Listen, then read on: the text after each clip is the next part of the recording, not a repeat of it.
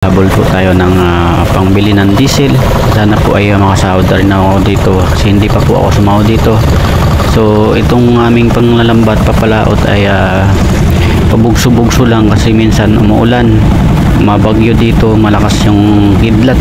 Kanina nga mga alas 12 umuwi muna kami bago kami nakahuli ng ganyan karami. So isang banyera yan, so nakabenta na kami ng kunti lang, so sakto lang pang bigas-bigas talaga. Sa ngayon kasi ay wala pa akong charity, so kaya ito muna ang aking content.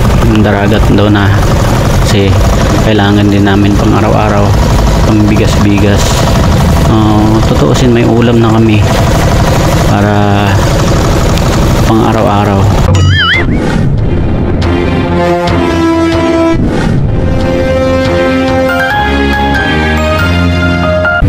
Kasi maliliit nga lang pero marami. Umabot po ng isang banyera yan. Ilang area yan, 6 na area. So ang lambat pala namin ay mahaba, 8 panyo. Napakahaba yun mga kaibigan.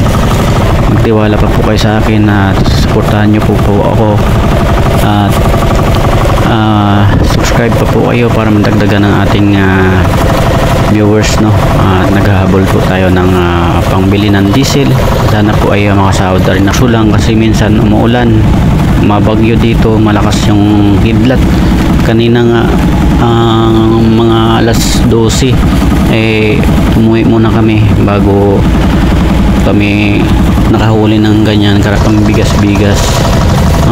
Tutuusin may ulam na kami para pang araw-araw. So yan guys, sana po supportahan nyo po kami at abangan nyo pa po ang aking mga vlog. So hindi lang ako makapag salita dyan, kaya nag voice over na lang po ako. So sana po magustuhan.